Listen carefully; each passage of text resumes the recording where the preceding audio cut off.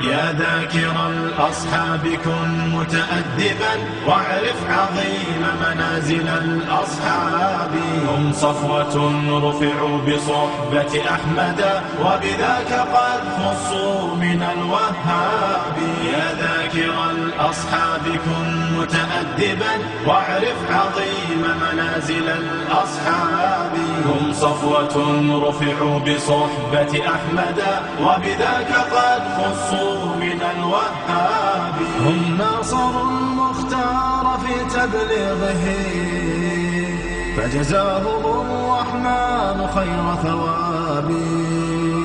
ما بال أهل الغي طال لسانهم وتجرؤوا ورموهم بسباب.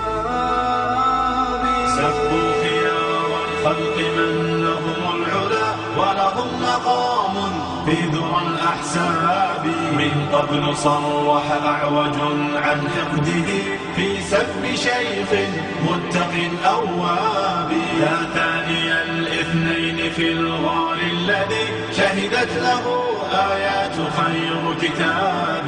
واليوم قد صدع الخبيث بجرأة ووقاحة من سافل كذاب. هذا النبي محمدا في عرضه سيعمه ذل وشر عقاب.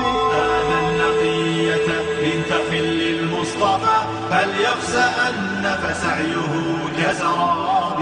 هاتيك أم المؤمنين فضلها يروى لنا في سورة الأحزاب. يا أم إني قد كتبت مدافعا والدمع مني كالندى المنساب. من ذاك يجرؤ أن ينال لسانه من زوج خير العجم والأعراب. يا من زعمتم حب آل نبيكم أخلت جماجمكم من الألباب.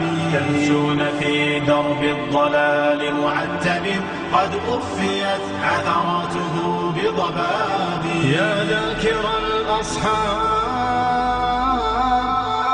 كن متأدبا.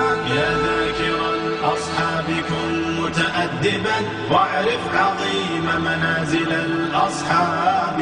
هم صفوة رفعوا بصحبة أحمد وبذاك قد خصوا من الوهاب.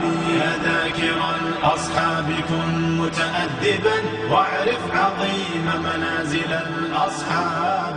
هم صفوة رفعوا بصحبة أحمد.